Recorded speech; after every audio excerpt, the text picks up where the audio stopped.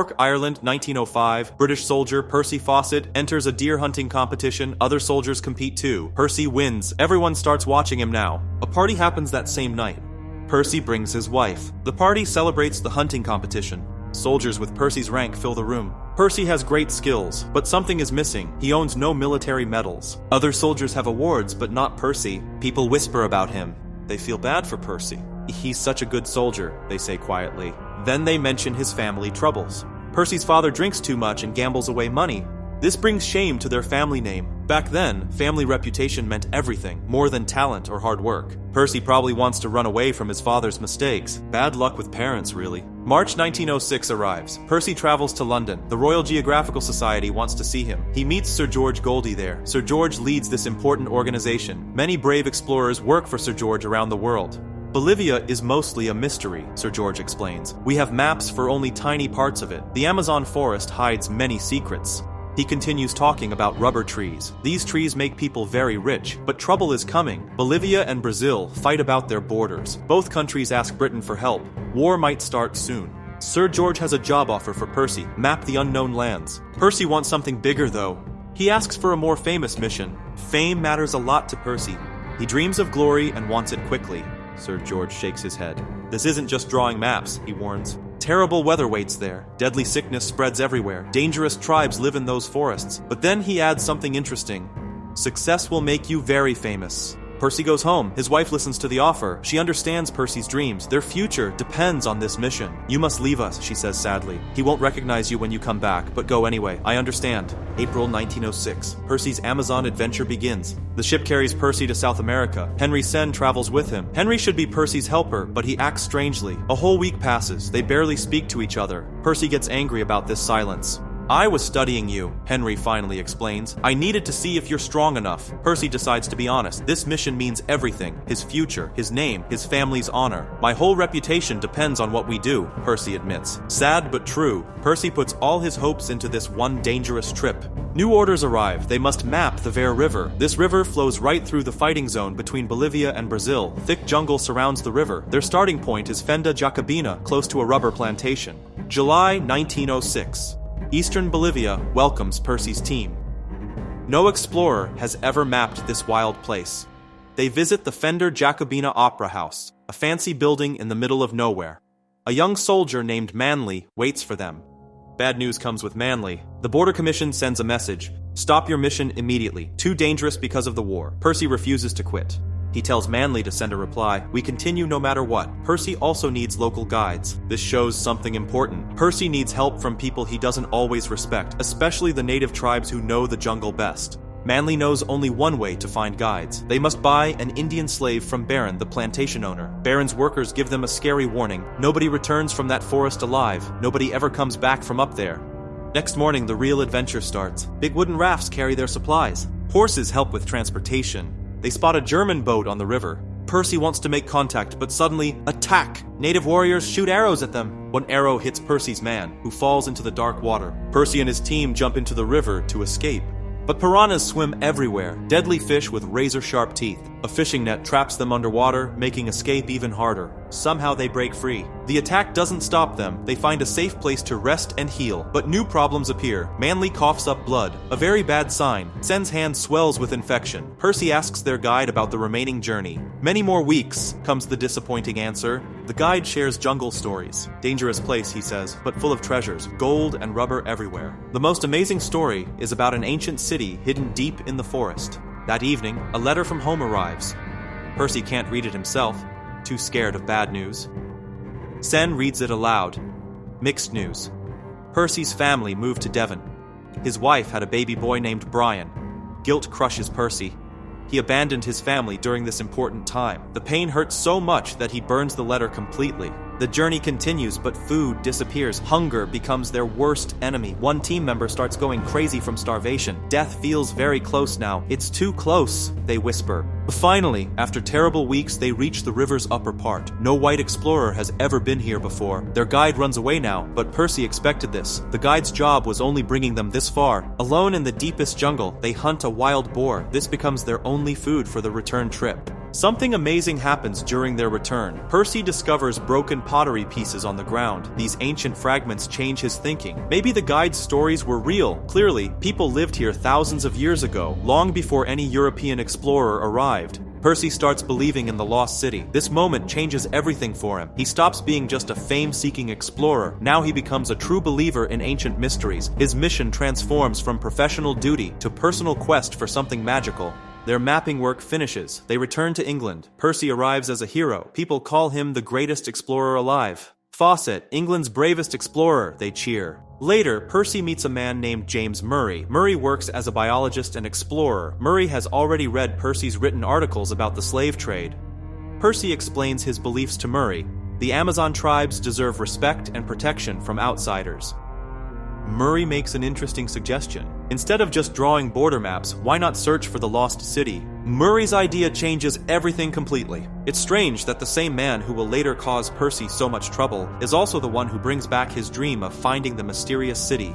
Murray thinks they should keep this new goal secret. This might help protect the native tribes from other explorers. February 1911 arrives. Percy presents his report to a big audience. He makes a bold claim about the Amazon. It's not just a huge forest, Percy says. A lost civilization hides there. This ancient culture might be the ancestors of today's tribes.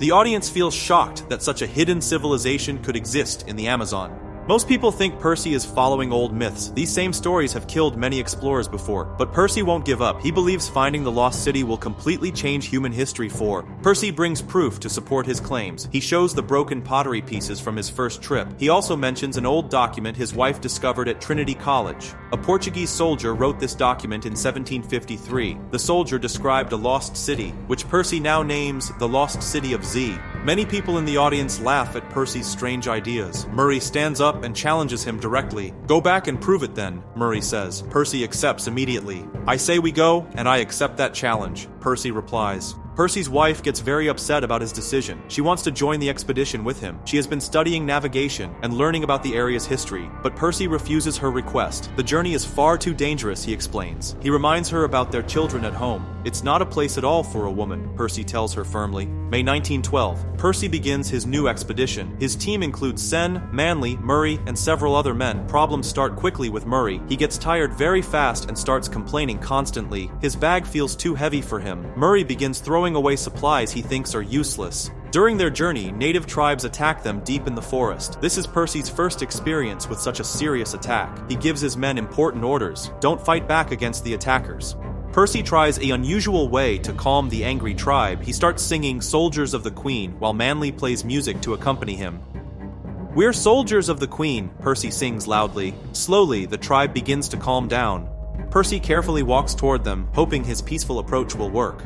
The tribe quickly sees that Percy's team means no trouble. Their leader welcomes everyone with open arms and offers them a place to stay as honored guests. But Murray learns something that scares him. This tribe has a reputation for eating people. He won't stay another minute and walks away from the group. Percy and his remaining team members decide to stay. They want to learn from these people. Percy sits down with the chief to ask about the mysterious lost city. The chief shares some old stories he's heard, but he can't promise they're real. He suggests they keep going up the river. Maybe other people there will know more. The tribe teaches them amazing things about fishing and farming that don't hurt the environment. Percy starts to feel embarrassed about his own people.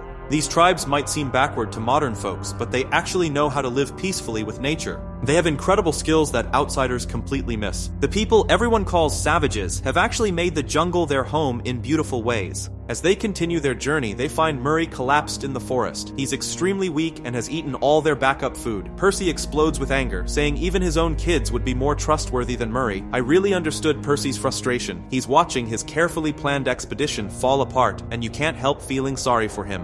Things get even worse when they travel on a raft. The river current turns dangerous and wild. Percy shouts at Murray to sit perfectly still so the raft stays balanced. But Murray moves around carelessly and knocks one of their food baskets right into the rushing water. More disaster strikes when their raft smashes into a big rock. Manly tumbles into the water, and Percy yells for him to swim to shore. Soon after, Murray also falls in, but instead of swimming to safety like a normal person, he grabs onto the raft's edge and tips it dangerously. I shouted, "Let go, you piggy." Manly somehow pulls Murray to the riverbank, and they all stop to catch their breath. These accidents have cost them 2 precious food baskets, and Percy is absolutely furious with Murray for being so completely useless.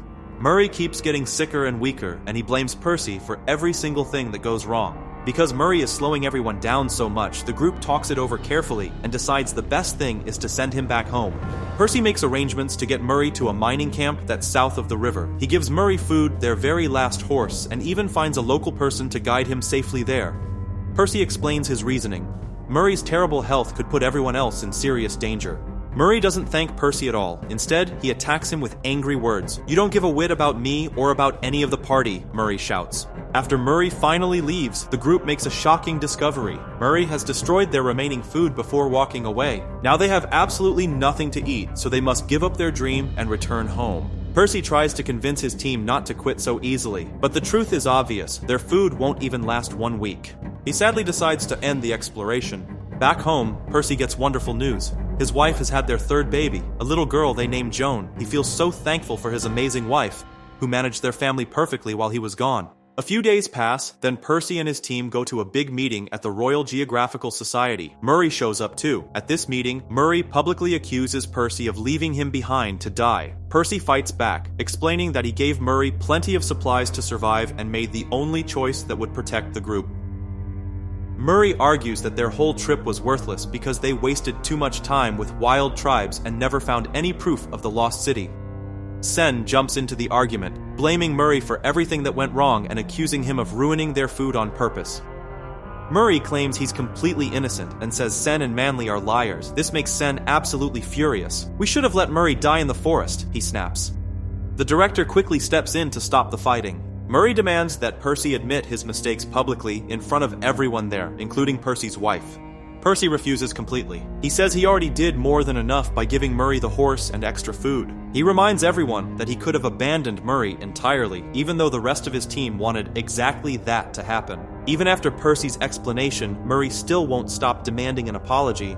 After this terrible meeting ends, Percy makes a big decision. He quits the association completely. When he gets home, his wife tells him some troubling news. The former officer has given Percy's name to the War Office, which means the army will call him to fight very soon. His son Jack gets really upset and angry. He accuses Percy of always abandoning their family. Jack points out something painful. Percy just came back from his failed trip, but now he's already getting ready to go to war. Percy tries to make Jack understand that fighting for his country is something he must do, but Jack asks a hard question.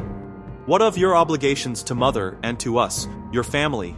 Percy gets so frustrated and emotional that he slaps Jack without thinking. His wife quickly comforts Jack and tells him that everything Percy does is really for their family's good. 2 years pass. Now Percy is fighting on the front lines with his soldiers. During this time, they get interesting news about Murray. He joined some Arctic expedition with a Canadian team, but then he ran away and left them behind. This proves to Percy and his men that Murray really is a coward. One day, a psychic woman from Russia comes to visit their camp. Everyone wants to know what she'll tell Major Percy. The psychic gives him an amazing message. She says the place he's been looking for is even more incredible than he thinks. She tells him his spirit will never rest until he finds it because discovering it is his destiny. On September 26, 1916, Percy and his troops get ready to attack the enemy. He tells his men to fight with courage for their families and friends back home. But something terrible happens during the battle. Percy gets shot. He survives, but the wound damages his eye badly. The doctor gives him devastating news. While he'll live, continuing his explorations would be far too dangerous now.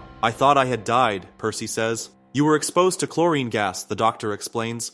Percy's heart breaks completely. Finding the lost city was the biggest dream of his entire life. This is where I see Percy as the perfect example of the tragic dreamer, hurt not just in his body but deep in his soul. In 1923, Percy makes the choice to leave his military career behind. After he retires, a journalist comes to visit him. The journalist explains that many readers really want to know what Percy has been up to since the war ended. Percy simply tells him that he's living an ordinary life now and everything is going fine. The journalist brings up something interesting. He mentions that Dr. Hamilton Rice is getting ready for an expedition to Brazil, and he's bringing modern equipment like radios and airplanes. One day, Jack is outside practicing his shooting by hunting rabbits. Percy walks over to him and gives him a necklace that he got from the Green Tribe long ago. Jack asks his father a direct question. Does he still believe the lost city is real? Percy doesn't use words to answer, but he nods his head yes. Then Jack says something that surprises Percy. He wants to come with his father on an expedition to find the lost city, but Percy says no right away. He explains that he's too old now for such a risky trip. You and I together, we could find the city once and for all, Jack argues back. Jack makes a strong point. They can't let the Americans, who might destroy the city with their weapons, take control of the search. Jack insists they should be the first ones to find the city and keep it safe. Percy thinks about this for a while, then finally agrees, but only if Jack can convince his mother to let him go. Later, Jack talks to his mother. He admits the journey will be dangerous, but he reminds her of the advice she always gives about living beyond your comfort zone. When she hears her own words being used against her, Jack's mother feels completely stuck. You've just used my very own words against me, and how can I refute them? They are my own, she says. She never thought her own advice would come back to challenge her like this, so eventually she gives in and agrees to let Jack go with his father. Percy also asks his old friend Sen to come along on the expedition, but Sen says no, he can't abandon his wife and child, and he also doesn't have enough money for such an expensive trip. Percy starts to think that maybe Sen doesn't believe in the lost city anymore. But Sen explains something different. It's not that he doubts the city exists, he's wondering whether finding it will really give them all the answers they're hoping for. On December 3rd, 1924, Percy makes a big announcement to the newspapers. He's going back to the jungle to look for the lost city of Z, and this time his oldest son Jack will come with him. The Royal Geographical Society decides to help pay for the expedition. The head of the society even says sorry for not trusting Percy before, especially during all that trouble with Murray. At the press event, Percy shows everyone a compass he's kept for 20 years. He says it will represent their whole journey. When we reach Zed, I shall send it to you as a sign, he promises. The departure day finally comes. By April 1925, Percy and Jack have made it to the Amazon rainforest. Percy shows Jack where an old plantation used to be, and they keep walking until they reach a village where a local tribe lives. The tribe members share exciting information with Percy. They tell him about a secret cave that no outsiders have ever seen. They also describe a huge rock that's covered with pictures of people and horses. They think this might be the entrance to the lost city. The tribe's chief welcomes Percy and Jack with great warmth. Percy feels strongly that all people share the same roots and are connected by common ancestry. After getting some rest in the village, Percy and Jack move forward with their journey. Deep in the forest, they run into a group of dangerous tribes and have to escape quickly. Eventually, they find another tribe that saves them and brings them to their home. The local people perform special ceremonies for them. During this time, Jack becomes convinced that they're going to die in this place, but Percy comforts him with wise words. The world is full of mysteries, and even if they don't discover all the answers, the journey itself has made their lives much more meaningful. Years pass, and Percy and Jack never come home. Percy's wife goes to the Royal Geographical Society with news. A Brazilian man claims he saw them living with local tribes. The director gently tells her to accept they may never return. Over 100 people search for them, but all fail. The Brazilian man gives her Percy's compass from the expedition. This makes her wonder, maybe they found the lost city and chose to stay. The story ends with a twist. For nearly a century, people mocked Percy's belief in the lost city. I feel both sadness and victory here. Pioneers often get laughed at in their lifetime, only to be proven right later. But here's the amazing part. In the early 20th century, archaeologists discovered an incredible network of ancient roads, bridges, and farms hidden in the Amazon. Among these findings was the exact location Percy had identified as the possible site of the lost city of Z.